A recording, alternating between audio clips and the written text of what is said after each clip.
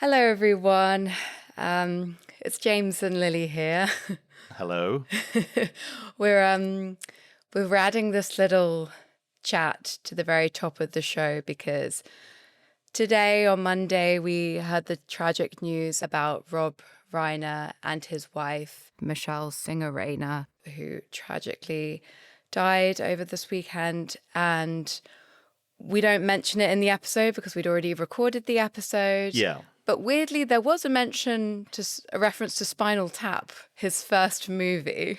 His directorial debut, as I've realised. Yes, yes. So I think even that shows you how significant and impactful he was to the film industry and kind of culturally speaking. But it's just such sad news. So we just wanted to add this quick tribute to him and his work because he was so influential and a very, very important director to me because When Harry Met Sally is my favourite film, and he was not only the director, but him and Nora Ephron worked together on the script for it, and his fingerprints are all over that film. So... Yeah, and to have quite in the 80s and 90s, I didn't realise quite how prolific he was, and also what a range he had. I mean, The Princess Bride, Stand By Me. I remember even seeing The Sure Thing years ago. I didn't realise that was him too. A very, very wide-ranging career in Hollywood. And also, he started out as an actor. And I think for me, the last thing I remember as an actor that he stole the show was The Wolf of Wall Street. Yes, and also... more recently, people might remember him. He was in New Girl. And I think there was also a cameo that he did in 30 Rock. So he did kind of go back to acting at various points throughout his life. But yeah, the thing I think we all really remember him for these various iconic films.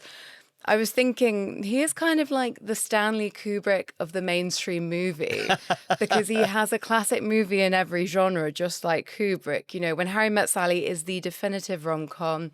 This is Spinal Tap very much established the concept of the mockumentary and made it a success. The Princess Bride is the classic children's fantasy film. Stand By Me is a classic coming-of-age movie, which we remember. The Bucket List. I'd forgotten that he directed that movie, which, to be honest, I don't think is like one that we would necessarily remember, but it did make the term bucket list famous. So he has had this incredible cultural impact. And of course, in addition to his directing work, he was also quite the activist. I mean, I actually remember the past few months he's been popping up in some of my YouTube videos that I watch about American politics. So he's very heavily involved, like a left-wing activist, really. So, a lot of interesting things to say and very balanced in his view when you see him talk. He was an interesting figure. Yeah, I think there was even a moment where Democrats were really hoping that he might run for governor at a certain point because he was always very politically engaged. He did a huge amount for gay rights. I think he was quite instrumental in legalizing gay marriage in the US. But yeah, he was never really interested in taking it on as a profession. I think film and the film industry was his first love. But, he, as we said, just a very engaged, and I think it's clear to see from all of his films and from all the tributes that have been pouring out since this news broke that he was a really wonderful human being, and I will miss him. It's very sad. Yeah, absolutely.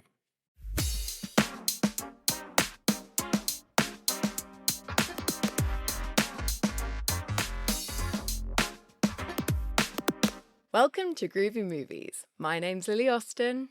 And my name's James Brailsford. Hello. Hello. And this week on the podcast, the end of the year is beckoning. So we're going to have a look back over 2025. What were the best and the worst? And what should you catch ahead of award season?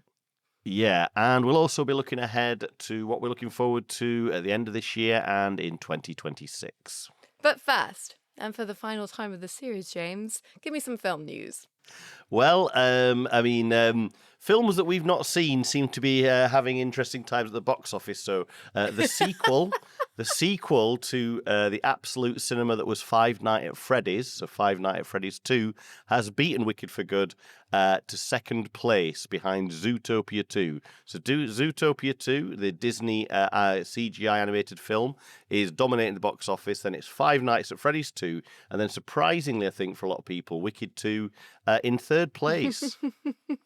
Yeah, this is a great story, and yeah, movies we have not seen.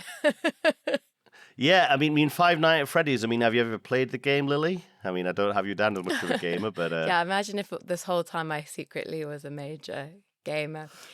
No, I didn't even I was aware of Five Nights at Freddy's, the first movie, because that was a huge hit, and I was aware that it was a Blumhouse production film, which is this kind of powerhouse of a film company for making these low budget horror movies that do really well. And I knew it was a video game, but that's all I know. I've not seen the movies. I'm not aware of the director, Emma Tammy, but I love that this is a woman steering this movie. I know nothing. I mean, clearly there's an audience for it. You know, to the students I teach at Met Film, it's like part of their pop culture is the Five Nights at Freddy's game. So they all went. I definitely know they all went to see the first one. I don't know how they're responding to the sequel, but yeah, it's basically the game. From what I understand, it's like a CCTV game where you play a security guard checking on CCTV cameras around a spooky warehouse, and every now and and it's haunted, and the toys in the warehouse or something. I don't know. Sorry, listeners, if you know this game well, you're probably shrieking, but essentially you're looking at CCTV cameras, and every now and again you get a scare, I think is the gist of the game. So they've managed to take that premise and stretch it out into 2 feature films. So yeah. Very good. I mean, I was very intrigued to see that it's had terrible reviews, this sequel. It's currently at 12% on Rotten Tomatoes, but has, I think at this point, nearly 140 million worldwide against a $20 million budget. It's been out 2 weeks. So that to me is I always enjoy that. I'm like fascinated by movies that really appeal, of drawing in the crowds, despite maybe not having a very solid script, perhaps. Who knows? I mean, Minecraft the movie took $1 billion. Yeah. You know, that's also based on a computer game with, you wouldn't imagine it had much feature film potential. But, and also, sorry, the point of me mentioning Minecraft was critically panned, wasn't it? It wasn't really loved by the critics, but found a huge audience. So there's an appetite for this kind of stuff, just not my kind of appetite. And I mean, I'm making an assumption here, but I suspect that most of the people going to see Five Nights at Freddy's 2, as with Minecraft, the movie, are Gen Zers. And I think there is something fun, right, about kind of putting up 2 fingers to critics of a certain age and enjoying the experience of seeing a movie in the cinema that, you know, fits in so bad it's good category. Absolutely. And I think what surprised a lot of people is that Wicked for Good, actually from a strong debut, I think it's had a good start, it's kind of fallen off a little bit. It hasn't legged out in a way that I think everybody involved was probably hoping. Well, I think there was some suspicion, from what I understand about Wicked, amongst fans of the theatre production. It is a known entity that the first half of the theatre production is a lot stronger than the second half. That's where all the big song numbers are. As with most theatre productions, honestly, you know, the second half is always a bit shorter and it's sort of just tying up the loose ends rather than doing much itself in that part. So I think there was a strong suspicion that the film would be successful, which it has been, but not as successful as the first half. So yeah. I mean, basically, word of mouth isn't that strong because it's tapered off much faster. Yeah, so, but it's still, I mean, it's still done pretty good. I think it's at like 450 million worldwide. So it's, you know, I think they'll break even. But yeah, it's not not perhaps the runaway success of the first one. But speaking of games, I wanted to talk about Kill Bill and Tarantino's latest venture, a couple of ventures with Kill Bill. Again, carry on listening if you want to hear us discuss games and subcultures that we have no real experience of. Which is, I was hoping you might know something about Fortnite, honestly. I I once tried to play it once and got completely overwhelmed and confused and just got rid of it. Yeah, that's my experience of Fortnite. I just was like, I opened it up and it was an assault of colours and light, and it looks like the kind of thing I would have absolutely loved as a child to have on my computer, but I was just like, I don't think this is for me right now. But then, of course, there's stuff like this on it. There's now a lost chapter from Kill Bill, officially sanctioned, from Tarantino's material. Like, I don't know, did he write it, that particular piece? But Yeah, well, I'm not quite sure how exactly it worked, but this is a chapter from the first script of the original draft script of Kill Bill, which he then removed in the second version of the script because apparently it was too crazy, too violent, too much action, and the movie was already way too long. So that got cut. The chapter's called Yuki's Revenge. And then he was approached by Fortnite because they have a new series, I believe the 7th series. And in this one, they want to focus on Hollywood because they do a lot of IP collaborations, from what I understand. But they've never done one that focuses specifically on Hollywood before, in Hollywood movies. So they approached him and asked if they could do a collaboration. He said, well, I have this chapter that I always loved, but it was too crazy. Or I had this part of the scene in the script that was amazing, but too crazy. So perfect for your game because you can go there with it. It's not, no one's going to get killed in the in the action. So actually Uma Thurman was hired to act in this scene, like to do the kind of body capture stuff with the camera on her head and all that. There, I watched a kind of behind the scenes video of her working on it. I'll add a link in the show notes because it's quite interesting to see how it's done. I didn't realize they got her back, but that's good. So they're really taking it seriously. Yeah, completely kind of a real partnership with Tarantino and Uma Thurman with the guys at Fortnite. Because a few months ago, when One Battle After Another was released, I read that Fortnite had a map or had some kind of story that tied into One Battle After Another that you could play as part of Fortnite. So that's when I first heard of, I'd heard of movie tie-ins or kind of character ties on Fortnite before, but this was the first time I thought, oh, well, this isn't it's not a franchise film, is it? It's not like a Marvel film, which you can imagine seem very natural fits for Fortnite, these kind of superhero characters, you can play as them, but then suddenly to realize, One Battle After Another, Paul Thomas Anderson film on Fortnite, like Tarantino on Fortnite. It's interesting because I guess ultimately you have to go where the new audiences are. So your Gen Z audiences, everybody's familiar with Fortnite, plays Fortnite, so I guess you got to go where they are. And clearly that was something that Tarantino had in mind because this has coincided with the release of Kill Bill, The Whole Bloody Affair, which is a new director's cut where both Part 1 and Part 2 of Kill Bill have been put together and other scenes have been put in. The runtime... I think a new anime sequence as well has been created. So now this version is 4 hours and 41 minutes long.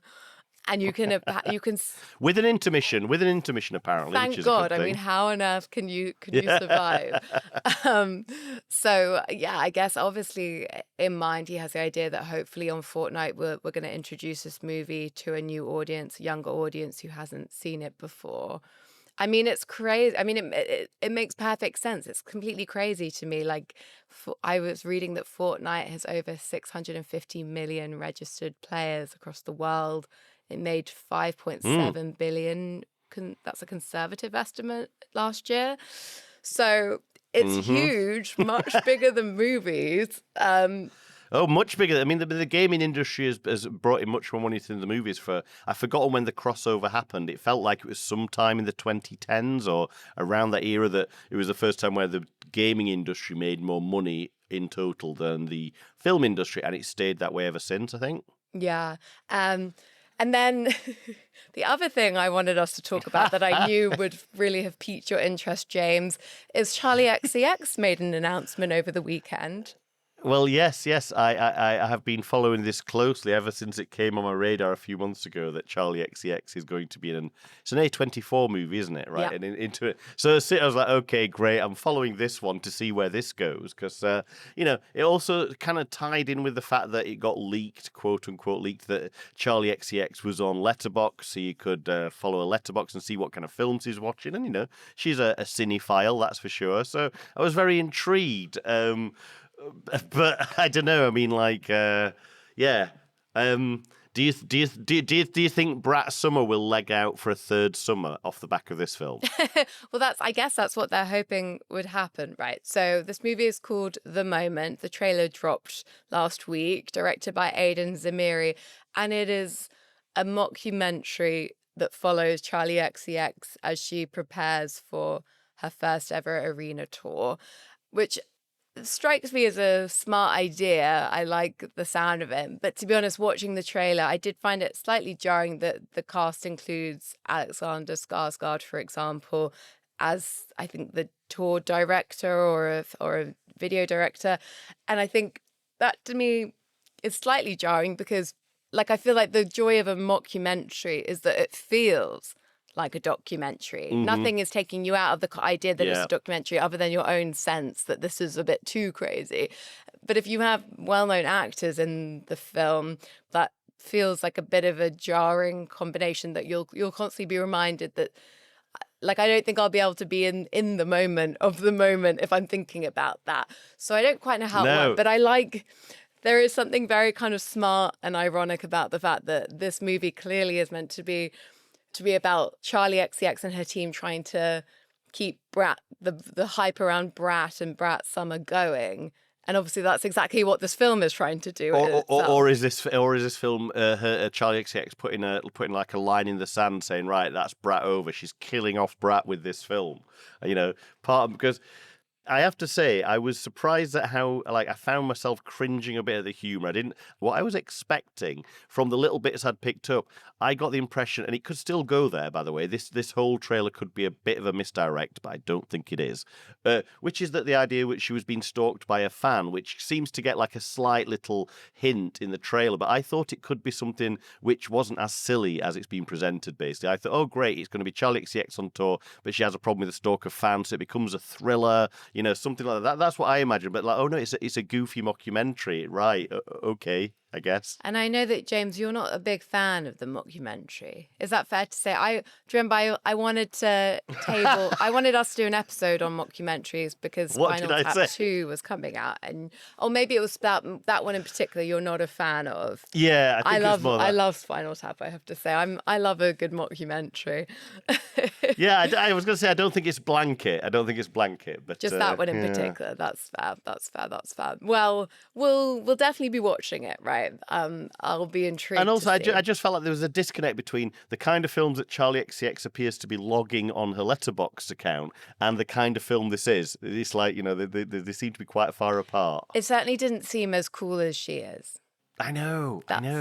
That's the problem. I think you've nailed it. That's exactly it, isn't it? I was like, I thought she was cooler. Is this slightly tarnishing the image she's created of herself just a little bit? Maybe, because also the whole Brat Summer thing was this amazing surprise, right? Like, I'm sure no one could have predicted even knowing that the music was great and the album was great, you couldn't have known that it's going to speak to so many people and really hit the zeitgeist in that perfect way. Yeah. And then I think almost 2 years on from that to try and capitalize on it further feels a little bit off. But we'll see. I think I'm going to go see it though because I'm there. All right, James. Well, enough about next year, though we will be coming back to that shortly. But we thought, as we're coming to the end of the series, we're going to do a Christmas special next week, guys. So be sure to tune in for that. But we wanted to kind of take stock, look back over the year, and discuss our best and worst movies of the year. I wanted to kind of give you guys some recommendations if you have a bit of time over Christmas, what it is that you should be seeing and what it is you should be avoiding before the year is out. So James, do you want to kick us off? Give me one of your best. Yeah, so I guess this is kind of roughly in reverse order, let's say. So I'm starting off with one that I guess technically it's not a new release, put it that way, but it was a new... you've completely breaking the rules of this You know me. You give me rules. I want to, give me a lined paper, I'll write the other way, all that kind of stuff. Right. So, but this was certainly one of the more memorable experiences at a cinema this year. So I feel like it's worth a shout out. So that it was going to see Baraka for the first time in 70mm at the Bradford widescreen weekend. So Baraka is a film from, I think, the very early 90s. So it's certainly not a new release, but it's directed by the cinematography of Koyaanisqatsi, sorry. So it's that kind of, if you've ever seen or heard of that film, it's like a poem. It's like a love letter to the natural world. It kind of globe hops. It shows you like incredible things you may not have seen from around the world, different people, different tribes, different cultures. So it's that kind of thing, and it's very much a big screen experience. It was shot on 70mm film. It's a perfect example of what makes film so special, because for that 2 hours of watching the film, I was completely transported somewhere else, completely wrapped into this like meditation on the world. So yeah, it was wonderful. Everything that I go to the cinema for. Which is great. I love it. But I'm not sure we can't, I don't know if we can recommend that. I don't know how anyone's going to go see that. But keep an eye out. Maybe they'll do another screening of it somewhere else at some I mean, point. basically, yeah. I mean, they were saying how like they had to track down this print, which is a print from the mid-90s, because they'd shown it a few years earlier and it was already scratched out print. So yeah, it's quite tough to get to see. But apparently it's had a brand new 4K transfer. So if you do want to catch it on physical media, then, Okay. worth a watch. Certainly nice to watch over Christmas, where you don't really want to think too much, you don't want anything too intense. Nice kind of like, have your mince pies, nice glass of port, and watch Baraka. Very good. Very good. Okay. Well, I have a couple that I'm going to like lump together because basically my favorite movies were all independent. I think Die My Love is independent. Sorry, spoiler about another one I'm going to be talking about. They're all pretty low budget movies. I say that because your other two favorites on your list, James, are also on my list. So I'm I'm leaving those to you to talk about. But Got ya. the other, I'm a corporate sellout. I'm like, just give me the big budget spectacle made by a big studio. Just I give me wouldn't that. say either of those are corporate, but big budget and spectacle for sure, and that's good. So these were our offerings, guys. As something very niche and experiential like Baraka, and then we've got a couple of big budget and a few kind of low budget movies to cover. But we talked about Pillion last week, and for me that was definitely one of my favorite films of this year. A real surprise. I'm shouting it out again, but we did talk about it literally last week, so you can go back and listen to the review if you missed it. But the other one I wanted to mention, which I sort of think falls into a similar category, is Sorry Baby. This came out in the summer, and it was written, directed, and stars Ava Victor. And I was just completely enchanted by this movie. It was a very sweet and tender and thoughtful movie, which I think Pillion is as well. And both movies are really funny, but also both were quite heartbreaking and really, both made me cry at various points. Sorry Baby is very much an exploration of someone dealing with trauma, and that sounds very heavy, but it is done with so much care and so much, I think, truthfulness, and as I said, a lot of humor. So if you didn't catch that, I think definitely a film that you can watch at home. I would obviously, if it is being shown at a cinema, please do go see it in that way, because it is really worth seeing on the big screen. It is beautifully filmed. There's a lot of kind of low light scenes. It's filmed somewhere very cold. I forget where exactly. But it's beautiful. But it's definitely one you could just like snuggle up and watch over Christmas. Wow. And I thought it was just fantastic. And I'm very excited to see what Eva Victor does next. Okay, it sounds like a nice cozy suggestion, perhaps. Not so cozy, no. I mean, cozy in that it's snowy. It's a cold movie, so you definitely want to wrap up to empathize with the characters. I'm not sure cozy in terms of the content, but Subject moving matter. and life affirming, to use a quite hyperbolic word.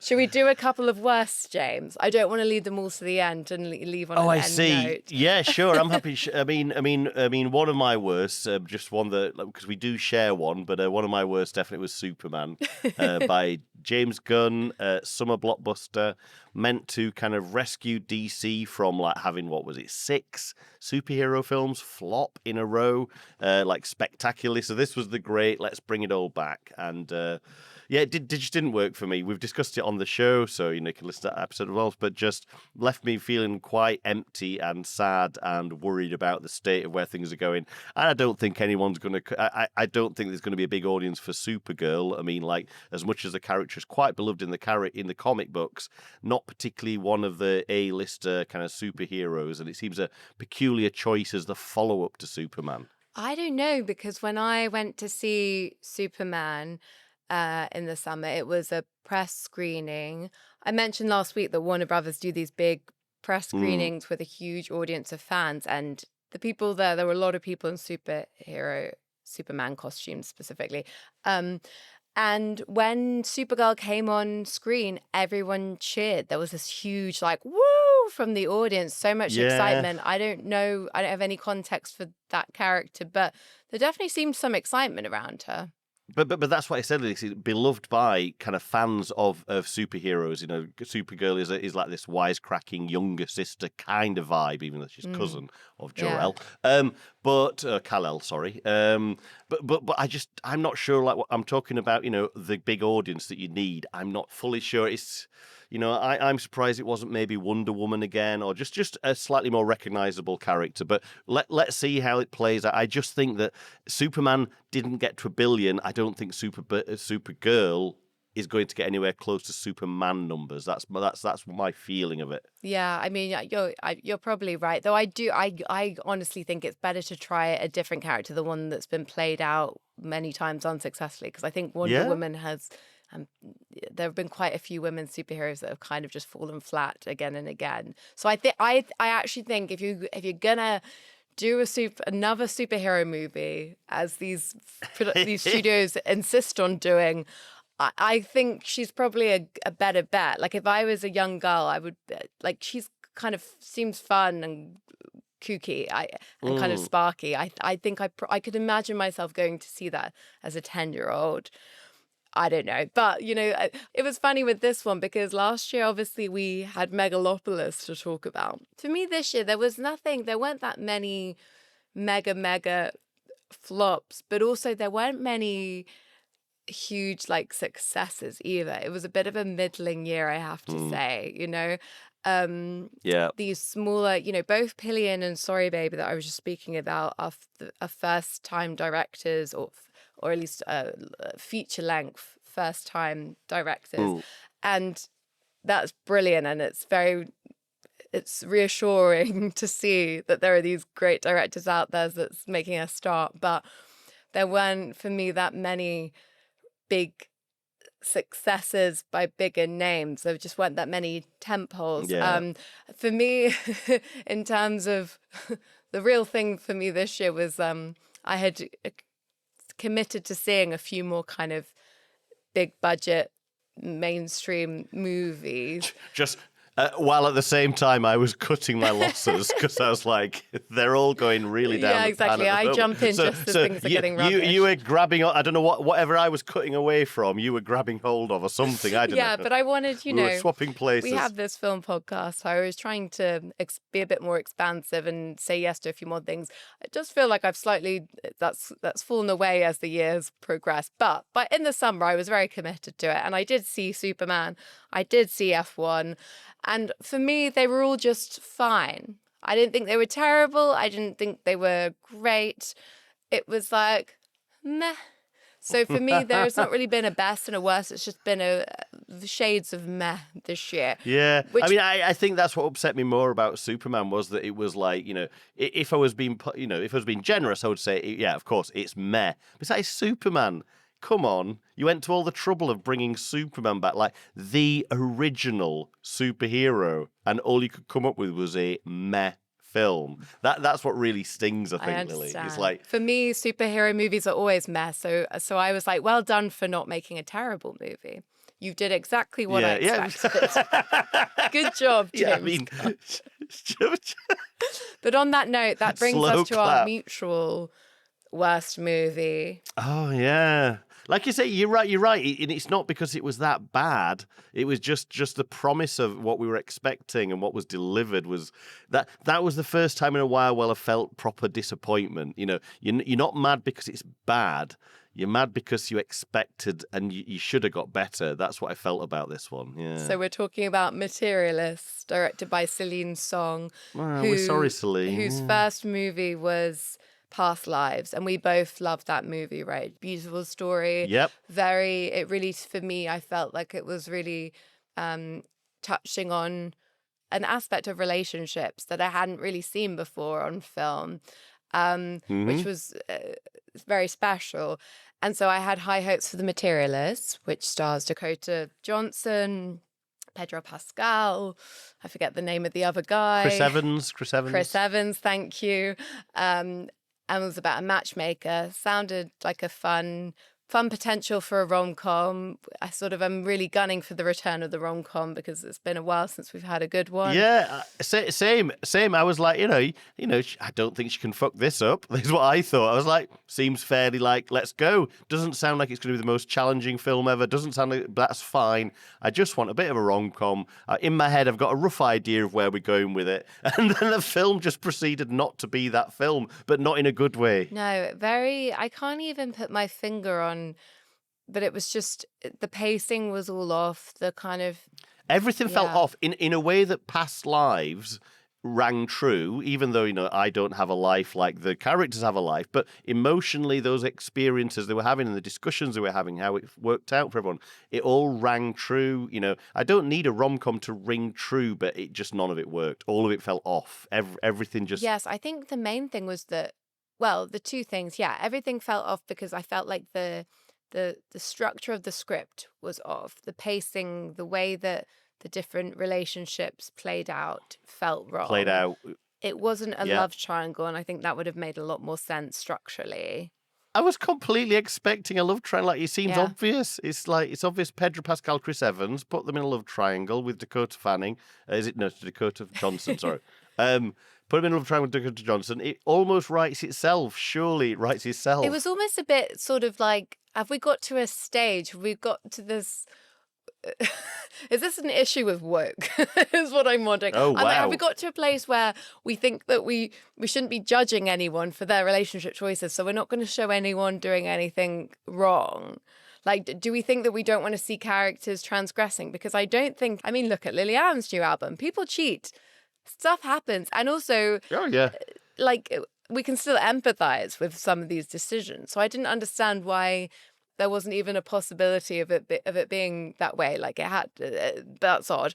But then also alongside that, we have a subplot of relating to sexual assault. And that felt to me very off key. It's like, that is something really heavy, and it's just being used in order to motivate Dakota Johnson's character. That feels wrong and off. So there were various elements that didn't really work so well. And it wasn't that it was a completely terrible movie. It wasn't, certainly not a huge clanger. I could probably sit and watch it again, but it was just so disappointing when I know that Celine Song has so much talent and there's so much more in her than this. Yeah, it's difficult second album syndrome, isn't it? It's the classic, you have a great debut and then I guess, it's very difficult to have to live up to expectation, but here's hoping lessons learned, film number 3 gets us back onto track. But it did make money, didn't it? It did do okay-ish? Did it make its money back? Yeah, it actually did really well. It had a $20 million budget and it did $108 million at the box office. So I think everyone's, as far as the money men go, let's make Materialist too. And I think, look, that speaks to my theory that I sort of went into last week about women, there being a market for rom-coms or romantic movies. And that's good. I'm glad about that. I'm like, give it another go. I want to see what Celine Song does next. I've not lost any hope in her. I just think this one, didn't totally work. But I have total faith in her next movie. But on the kind of flip side of that, my other favorite movie, again, quite a recent one, so you can go back and listen to our discussion, but Lynn Ramsey, she came back after a bit of a hiatus with Die My Love, and I think that was like everything I'd hoped for and more. Total success. Yeah, I mean, I loved it. Another great Lynn Ramsey movie, although the vibe from the few students who went to see it at the film school didn't seem to go down so well. So, divisive to some degree. But yeah, I thought it was great. Yeah, that's true. There are a few people in my life who didn't like it at all. But, I kind of think that is the joy of Lynn Ramsey, I think, for me. I mean, I would love her to do like every movie to be a huge success for her. But I think that's just not, she isn't that kind of filmmaker. She is a little bit divisive, but for me, this exploration of someone struggling with various mental issues, Jennifer Lawrence's character, I thought it was just fantastically done, very moving, very effective, a stunning kind of cinematic visual portrayal proper of cinema experience. What's going on in their mind being shown on screen. So yes, not for everyone, but I would strongly recommend it, guys. Give it a go.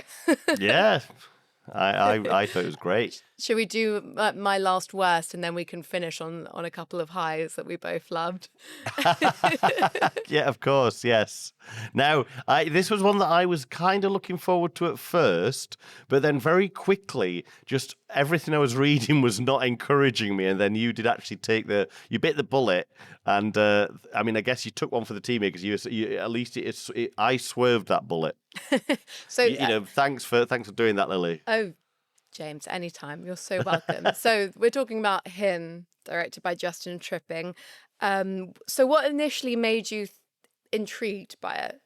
Well, a number of things. It's Monkey Paw Productions, so exec produced by Jordan Peele, interesting filmmaker, like his films, all that kind of stuff. So in that wheelhouse, sounded good, sounded like another kind of, they call them elevated horrors, don't they? But like a modern horror film. I couldn't quite figure out, but it was like something to do with sports, like American football, sports horror. So, I just felt like, yeah, okay, this could have potential, let's say. Yes. Fair. I has had a similar thought, but I did see the trailer and was quite confused. But hey, I was given the opportunity to see the movie, and I thought, come on, let's give it a go. It's just a mess. I think I discussed with you at some point after seeing it on a previous episode. Very, very confused storyline. So for me, by far the worst film of the year, because none of it seemed to make any sense at all. It was just a string of music video vignettes was how it felt like. There really wasn't I couldn't make head or tail of what was happening in the movie and what it meant, which is a shame because I thought the acting throughout was really solid, which I find very commendable, because I'm sure those actors didn't really know what was going on either, but they at least made a little sense to me. It seemed to work within that world. But yeah, that is probably my worst of the year. But compared to Megalopolis from the year before, a roaring success. So it could be a lot worse. But hey, Megalopolis is still in theaters. There's another release of it, and I'm not sure him will be getting that. No. I think you make a good point.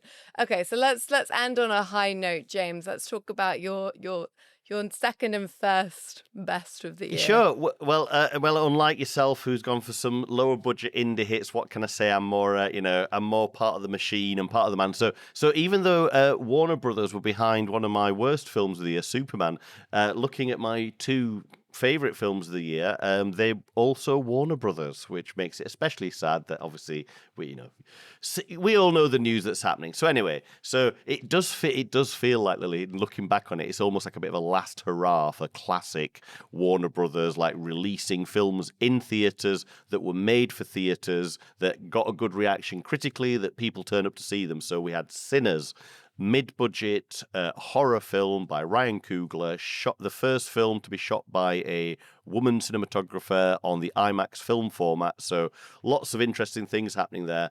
Went to see it at the IMAX as it was made for and had a great time. Really connected with audiences. All the students from our film school seemed to universally love it. So it was nice to a film that was not based on an IP, completely original film. Lots of things about it that aren't the norm at the moment.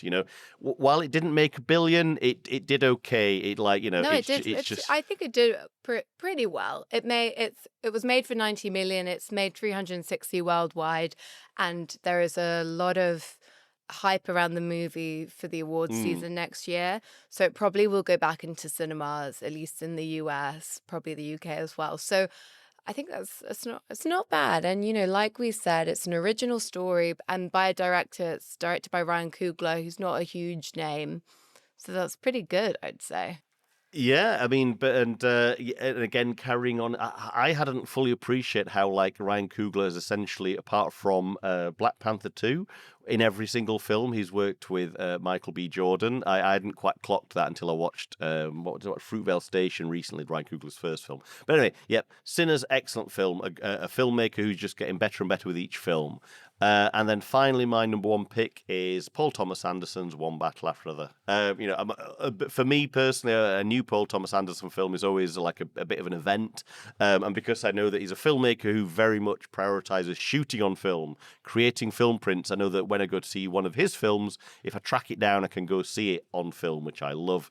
And this was great, one of my favorite cinema experiences of recent years, full stop. But it's a great film. Loved the story, but also loved going. I did a round trip from Manchester to London to go see it at the Leicester Square Odeon Lux with yourself, and in a nice, big, proper cinema. And it was projected off VistaVision film, which I never thought in my life I'd ever get to see, and I bloody loved it. Yeah. Yeah, it was amazing. Amazing to see on the big screen and so beautifully projected. The ideal cinematic experience, right? Surrounded by other people who've all been anticipating it for ages and Yeah. yeah, it certainly didn't disappoint. I think Paul Thomas Anderson is probably my favorite director, and despite not being the biggest fan of Leonardo DiCaprio, I thought he was really good in this role, so I really enjoyed that. I did have some Yeah. misgivings about a key part of this story is about race and kind of race relations, I guess. And some of that, particularly at the beginning, had some reservations about. But that doesn't really detract too much from it because I think no film is perfect. And I thought on the whole it was really enjoyable and very well cast, as Paul Thomas Anderson movies always are. So yeah, and yeah, I think as we've said, there've not been that many really standout movies this year, which is a little bit depressing. And yeah, it's scary given the Netflix Warner Brothers deal to think how uncertain the future is for cinema. But I think thank God for Sinners and One Battle After Another, because both these films really do fulfill the criteria that we're like desperate for of being original stories and a bigger budget, a large cast, and ambitious storytelling. So I'm Ambitious sure both will do very and theatrical experiences. exactly. Prioritizing that they are to be experienced in cinemas and made for that. Absolutely. And I both tipped to do well during awards season, which I think is quite interesting because neither of them came out really at like peak awards season time. I mean, One Battle After Another was kind of the earliest that it is considered acceptable but to come out if you want to do well, at the Oscars. And but Sinners came out a lot earlier in the year, and I think that's kind of interesting. I think that probably speaks to the shift that's gone on in the last few years. I think we're very much the heyday of like it's not really a heyday, the questionable the era of Miramax being in total control of the awards season, and there being it being a very well-oiled machine and very much something that was buyable, films that would do well. I think we're probably moving away from that now. I think probably we're entering a new era where actually what the audience likes is going to be taken a bit more seriously at awards season, because Hollywood needs to do all it can to get people going to the cinema. Although, of course, as we know, the Oscars are voted for by its members, and most of them don't watch half the films that they've got to vote on. So that's. But yes, true. But did you see that Christopher Nolan did a screening of Sinners, which is amazing. So I think there is like a movement going on to try and move the needle and change things because a lot needs to be done. I really think as well, Warner Brothers didn't think Sinners was going to do as well as it ended up doing because the scheduling of it only had 1 week to run in theaters before I think Mission Impossible knocked it out. I remember you could only catch it in IMAX, specifically for 1 week, and then it got kicked out. And that to me smacks of Warner's not really thinking it was going to do all that much, and then of course it took and also just the fact that it did come out earlier in the year. I mean, it came out in April. I think if they thought it was going to be this big hit, it would have come out in the summer or closer to awards. Yeah. And like there was a bit of season. buzz in the run up to the release on the various things that I follow on the internet, saying that perhaps it was a troubled production. It was, Warner Brothers didn't know what to do with it, and especially I also read that they didn't quite know how to market one battle after another, which I think, I can understand that they didn't quite know where to position it, but which was a shame. Yeah, both have done pretty well, and it just shows that these guys don't know what the fuck they're talking about. I mean, yeah, one battle after another, especially, although it still hasn't broken even. It did really well over a longer period. It had good legs, as we like to say. It did incredibly and well. Sinners too. I think throughout the year, it's intermittently come back into theaters because people loved it so much. Yeah. So those are our recommendations from this year. If you haven't caught any of them yet, take the opportunity, see what's in cinemas because they're all fantastic films. But especially Sinners and One Battle After Another, I'd say. There's a good chance you can probably catch them now or kind of early in the new year, as I said, during awards season. For our London-based listeners, they are currently on re-release at the BFI IMAX. You can catch them on the biggest IMAX screen in the country, including at the start of each of those the 6-minute Odyssey prologue trailer. Of course, that we talked about last week. Yeah. Definitely do that, guys. If you're stuck for a present for a loved one, why not get 2 tickets and take them along to see that? Especially if they're a Nolan fan. Yeah, perfect. That's the perfect present.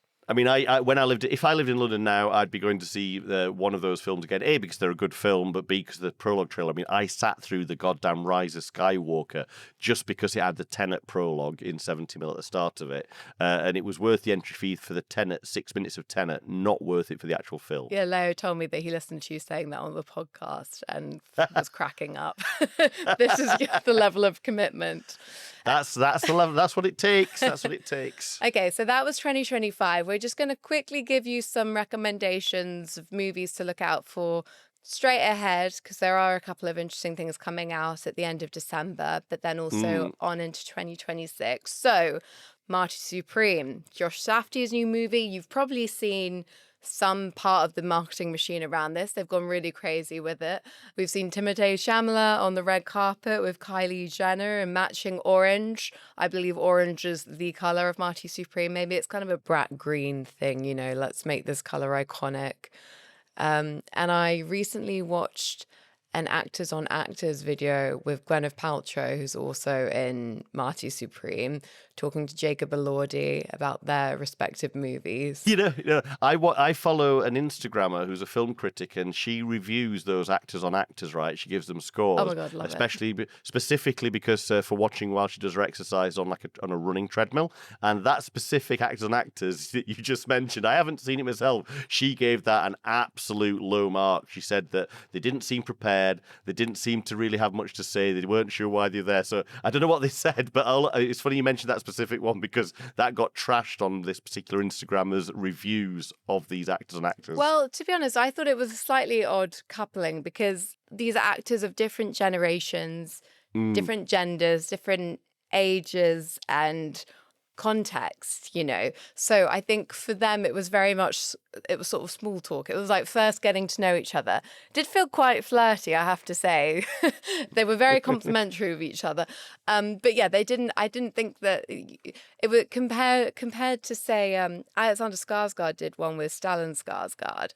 And that was brilliant because obviously it's father and son. They know each other very well. So it was first very amusing because they were sort of joking about how they were going up against each other at the Gotham Awards for their respective movies. Then they could really get into deep stuff talking about their experiences of being part of the same family and acting. I think it's quite hard to compare them to because I would say that Gwyneth and Jacob were given a tougher ask, you That's know? You right. could definitely feel that they just don't really know each other. I don't think they weren't prepared. I just think that, well, I don't think any of them were meant to be prepared. That's kind of the joy of it. They're just talking to each other. And, I think it's very interesting now that we're on this subject, how movie promotion has changed in recent years. I think with the advent of the major success of Chicken Shop Day and Hot Wings, I think that's what it's called, these kinds of shows that are used by actors to promote their movies, it's completely changed the expectation of what we want from these kinds of things. It used to be the case that magazines were in total control of these interviews. They had all the power. And so they would just give their audience a straight interview with the actor about the movie, maybe ask them an awkward personal question, but that was it. And now, because of these high concept formatted shows, I mean, they barely even talk about the movie. They just are themselves. And as a result, every other kind of legacy media company has had to respond in kind. So we have now actors on actors. We have this Yep. lie detector test thing, which I found hilarious, with two actors in the same movie taking it in turns to ask each other questions while hooked up to a lie detector. I think it's doing great things for the content around movies. I have to say, I'm all for it. So anyway, I'm getting a little off piece, but both of these tie into two releases that are coming up, because Stellan Skarsgård, he's in a movie called Sentimental Value, directed by Joachim Trier. Both that and Marty Supreme are coming out on the 26th of December in the UK. Oh my God, And it's like Barbenheimer, but for indie films. except Marty Supreme is actually coming out on the 25th in the US, because Ah. it's traditionally in the US, families go to the cinema on Christmas Day. So nice. But yeah, kind of. Definitely here in the UK, we can do a Barbenheimer, do Marty Supreme and Sentimental Value back to back. But there's a lot of hype around both. They're meant to be brilliant films. Yeah, absolutely. I'm really looking forward to Sentimental Value. I have to say, like, the hype behind Marty Supreme took me a bit by surprise. Like, I still don't quite get why everyone's quite so excited. However, I'm up for it. I'm totally up for it. I'm not gonna rain on the hype parade. They've got a 70 mil release. They can have all the hype they want. They're putting the effort in, and I'm intrigued for sure. But the hype around it, I didn't quite understand why suddenly everyone's excited. But I'm here Yeah, for no, it. I mean, I'm with you. I mean, it's a film about competitive ping pong, no, but I think I have to say, I think it's Timothée Chalamet. People are obsessed with him. He's Yeah, like, and the Safdies, or now just one of the Safdies, they've got some buzz behind them. But as one of my students said, I think it's I feel so bad for it. He said, I think it's clear who the talented brother is. oh, I was like, ouch, ouch. oh gosh. Oh, Yeah, I didn't sorry, say that. Benny. I'm just yeah. Oh God. So the other one that's coming up that's got a lot of hype around it, kind of ahead of award season, is Hamnet by Chloe Zhao, which I think we mentioned it right at the top of the series as being one we're looking forward to. So that comes out on the 9th of January, inspired by the story behind Shakespeare's Hamlet. So Paul Mescal plays Shakespeare. Jessie Buckley plays his wife. Apparently it's quite sexy, but also very sad because their child dies. So interesting Okay. combination. I'm excited to see it. Love Jessie Buckley. Rachel Zhao is long overdue a success after having a bit of a flop a few years ago with The Eternals. So Yes, I wonder what the fans of her work on The Eternals, when they come to watch Hamnet, what they'll make of that, and then later on, we're just going to quickly whistle through them Speed because they run. are ones that we've mentioned before. But we've got to shout out Emerald Fennell's Wuthering Heights. That's coming out on the Yeah. 13th of February, not to be missed. Looking forward to that. Shot in VistaVision, the popular format at the moment. And then, of course, Maggie Gyllenhaal's The Bride. Much anticipated. Let's not forget, we have Christian Bale playing the monster. Yep, and Jessie Buckley returning again. So 2 big movies for her at the start of 2026. This movie, I think we spoke about it when we talked about Guillermo del Toro's Frankenstein. It has been a bit of a troubled production. So that honestly only makes me more intrigued. I recently read that it's apparently a musical. So That I did not know, Lily. I did know, which only makes me even more want to go check this. Like, Same. it sounds like it's going to be a mad old brew. I think it's going to be a big old crazy cauldron, and I am here for it. I am here for it. It looks like a big swing, possibly a miss, but let's wait and see. Let's wait and see. Absolutely. And then, of course, the tent pole of the whole year. Let's be honest.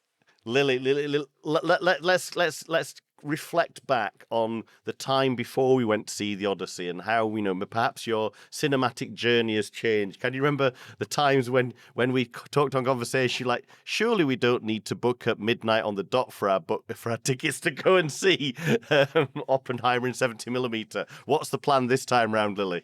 I know. Well, what is the plan? When will the tickets? Because the whole problem with Oppenheimer, and I'm sure it'll be the same with the Odyssey, is you don't know exactly when the tickets are going to go on sale. But the difference this time round, Lily, is we were not members because it didn't exist of the IMAX WhatsApp community, right? So the Vanguard, they'll keep us posted. They will not fail. It also means, though, that we know there's 1,500 other people all poised, ready to get those tickets.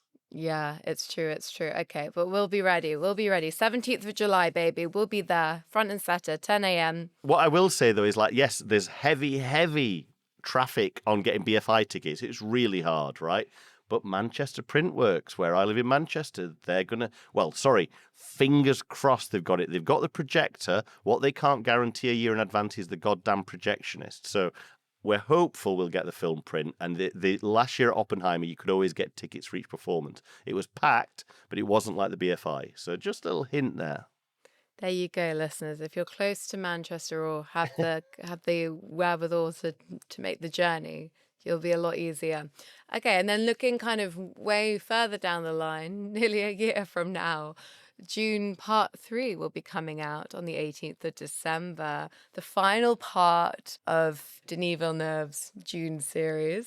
Yeah, which obviously, if it does okay, it'll get another sequel, but he won't be involved with it. But yeah. Oh, God, I really hope they just leave it alone after I that, know, because the books go rapidly downhill. So if they just make the books, they're not going to be good stories. So then are they going to change it from the books? And just stop at 3. Stop at 3. Cut your losses.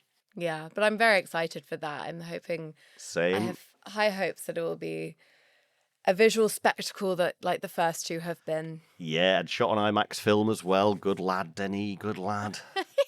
And then he'll, of course, be moving on to the Bond movie. That will be exciting. Lots to look forward to from old Denis.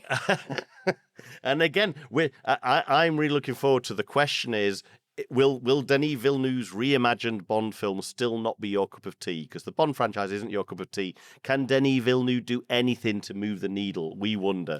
We've got a head shake already. You can't. Come on. I'm shaking my head at the thought of Bond in general, but I'm nodding my head and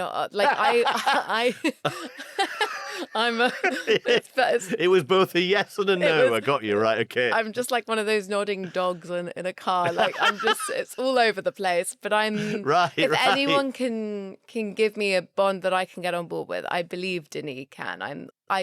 I'm put my faith in him, and either way, I'm looking forward to seeing it. I just really hope that it won't be like every other time where I go in all optimistic, sort of buoyed by some kind of what is it when you love your country? I've forgotten the word. Patriotism? That's the one. Yeah, I've become kind of infused with patriotism, which I have to say is not my normal modus operandi. Like I really am sort of quite anti that on most of the time. But for some reason, James Bond kind of gets me all hyped up. I guess the way other people do during the World Cup. And then I sit down and watch it, and sort of 20 minutes in, I'm like, what is wrong with me? How did I forget yet again that this just isn't my thing? But as I said, if anyone can make me feel otherwise, I think it could be Denis Villeneuve. So we'll see. I think he's one of the best choices they could have made, at least for giving it the best shot they've got. So I'm very interested to see how this plays out as well. Yeah, me too. All right, well, that's it, everyone, for this week's episode of Groovy Movies. Next week will be our final episode of the series, a Christmas special featuring one of cinema's greatest directors. I'll say no more, even though I think we did talk about it last week. And of course, if you enjoyed this episode, then please leave us a like or a nice review. And don't forget to subscribe if you can see that subscribe button somewhere on your device right now. Think of it as a Christmas present for us. We'd really appreciate it. Thank you. Yes, we'd really appreciate it. All right, so we'll see you next week. Bye. Bye. Groovy Movies is produced and edited by us, Lily Austin and James Brailsford. And James also produced the theme music. Follow us on Instagram and TikTok at Groovy Movies Pod, or email us groovymoviespod@gmail.com. For more information about the films discussed, check out the show notes.